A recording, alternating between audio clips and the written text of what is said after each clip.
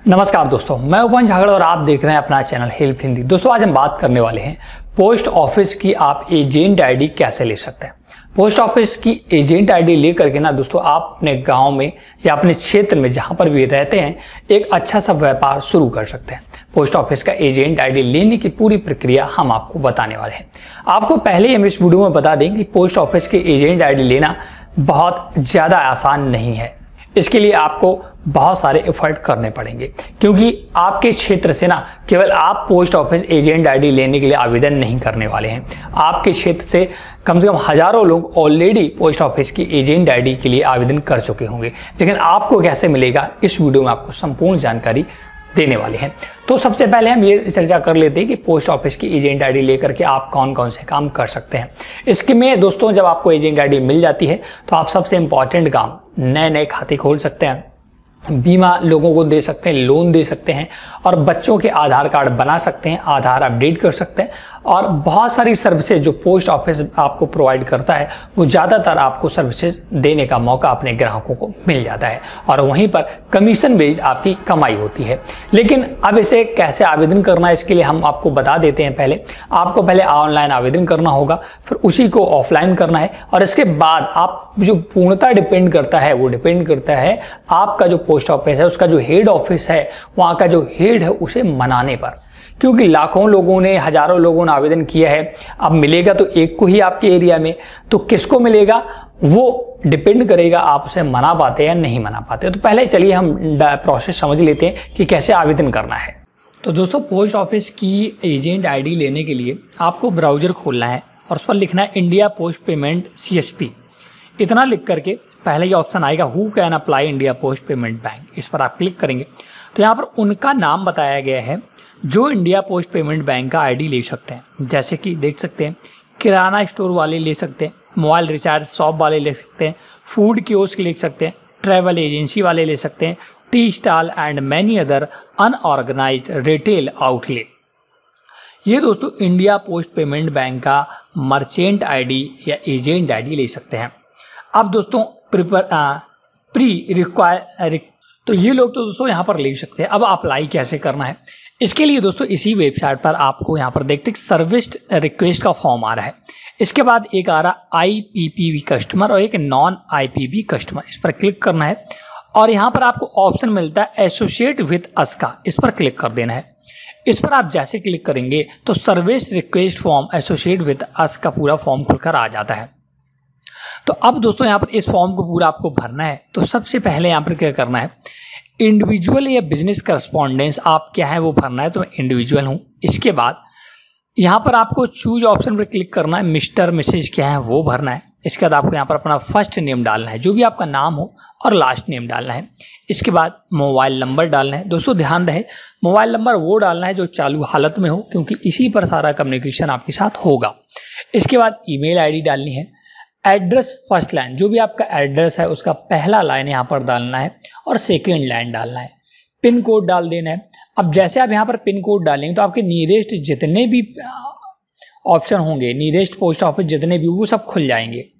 तो जैसे देखिए मैंने कोई भी पिन कोड डाला दोस्तों, तो यहाँ पर देखिए जितने भी हमारे नियरेस्ट पोस्ट ऑफिस हैं उन सभी के नाम खुलकर आ गए। देख सकते हैं मोहम्मदपुर, सिथरा, अरहरिया माऊ, मलाशा, गिरदौं, ये सारे। इनमें से जो सबसे आपके नज़दीक पोस्ट ऑफिस हो उसको सिलेक्ट कर लेना है।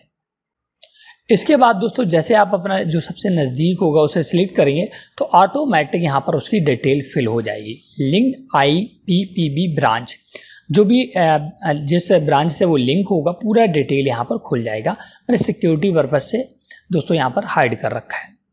एनी स्पेसिफिक रिक्वेस्ट, आप कोई स्पेशल रिक्वेस्ट करना चाहते हैं तो वो यहाँ पर अपनी बात को लिख सकते हैं और लिखने के बाद आई एग्री का ऑप्शन दिख रहा है, इस पर आपको क्लिक कर देना है। यहाँ पर ऐसे क्लिक करना है और एक कैप्चा दिख रहा है, इसके बाद सबमिट बटन पर क्लिक कर देना है।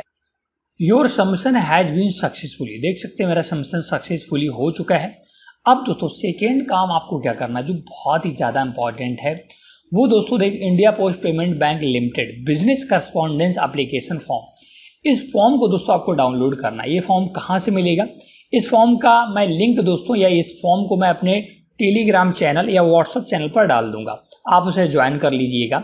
मैं इस फॉर्म को वहाँ पर डालूंगा और वहाँ से आप इस फॉर्म को दोस्तों प्रिंट आउट कर लेंगे। प्रिंट करने के बाद जो भी इसमें डिटेल मांगी गई है, जैसे कि यहाँ पर आपको पासपोर्ट साइज फ़ोटो अपनी लगानी है और यहाँ पर न्यू या एग्जिस्टिंग जो भी वो भरना है। बिजनेस करस्पॉन्डिंग डिटेल आपको भरनी है, जैसे कि आपका नाम क्या है, कॉन्टेक्ट नंबर क्या है, एड्रेस सिटी डिस्ट्रिक्ट क्या है। इसके बाद अल्टरनेटिव नंबर अगर आपको पता है तो भरें, नहीं से छोड़ सकते हैं। पैन कार्ड क्या है, email ID, latitude and longitude अगर पता है तो भरें, अगर नहीं पता तो इसे छोड़ सकते हैं। हालांकि यहाँ पर मैंडेटरी है तो आप गूगल से इसे निकाल सकते हैं। फादर का नेम भरना है, मदर का नेम भरना है, डेट ऑफ बर्थ भरनी है, जेंडर भरना है। नेशनलिटी क्या है, प्रूफ ऑफ आईडी में आप क्या क्या देना चाहते हैं वो देना है, प्रूफ ऑफ एड्रेस में क्या देना चाहते हैं। इसके बाद सेकेंड जो ऑप्शन है बैंक का डिटेल भरना है। आपका ब्रांच नेम क्या है, आईएफएससी कोड क्या है, अकाउंट नेम क्या है, account type, account number, bank की डिटेल यहाँ पर पूरी भरनी है। बिजनेस करस्पॉन्डेंट डिक्लेरेशन देना, डेट और प्लेस, और यहाँ पर business correspondent signature and stamp आपको, मतलब स्टैम्प तो होगा नहीं, सिग्नेचर आपको कर देने हैं। इसके बाद form number 60C second provision rule इतना, तो यहाँ पर भी डिटेल भर देनी है। जो आपको नहीं अगर पता है तो उसे छोड़ देना है। लिस्ट ऑफ डॉक्यूमेंट्स में आप इनमें से कुछ दे सकते हैं। तो इस फॉर्म को भी भरना है। देखिए ऑनलाइन भरने से ही केवल नहीं होगा, ध्यान रखिएगा, केवल ऑनलाइन अप्लाई कर देने से ही आपको इंडिया पोस्ट पेमेंट बैंक का एजेंट आईडी नहीं मिलेगा। इस फॉर्म को भी भरना है। इस फॉर्म का लिंक मैं अपने टेलीग्राम और व्हाट्सएप चैनल पर दे दूंगा, आप उसे ज्वाइन कर लीजिएगा। उनके लिंक आपको डिस्क्रिप्शन में मिल जाएंगे। इसको भरने के बाद अब दोस्तों अपने जो भी आपका नज़दीकी पोस्ट ऑफिस है वहाँ पर ये और जो डॉक्यूमेंट्स हैं, आपने जो डॉक्यूमेंट्स यहाँ लगे उनकी कॉपी लगा करके सबमिट करना है।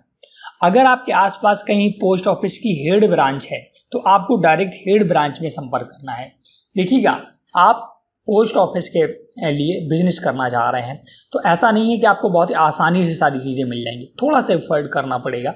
आप हेड ब्रांच में जाकर इसे वहाँ पर सबमिट करिएगा और वहाँ पर रिसीविंग ज़रूर लीजिएगा।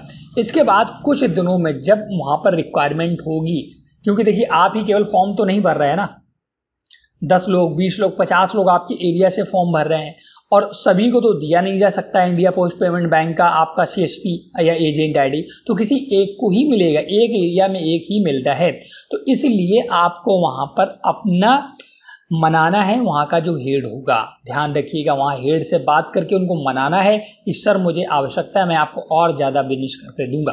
तो वो सारी टर्म्स एंड कंडीशन आपको बताएंगे, जैसे 1 महीने में लगभग 30 से 40 अकाउंट आपको ओपन करके देने होंगे, कुछ बीमा वगैरह, मतलब बहुत सारी टर्म्स एंड कंडीशन बताएंगे। तो वो सारी जब आप एक्सेप्ट कर लेंगे और वहाँ का हेड जब मान जाएगा, तब आपको 10 से 1 महीने के अंदर, 10 दिनों से 1 महीने के अंदर आपको इंडिया पोस्ट पेमेंट बैंक का या पोस्ट ऑफिस का एजेंट आईडी अलॉट कर देगा। ये दोस्तों पूर्णतः निःशुल्क है, आपको कोई भी पैसा नहीं देना है। एजेंट आईडी अलॉट करने के बाद आप क्या क्या काम कर सकते हैं वो हम आपको बता देते हैं।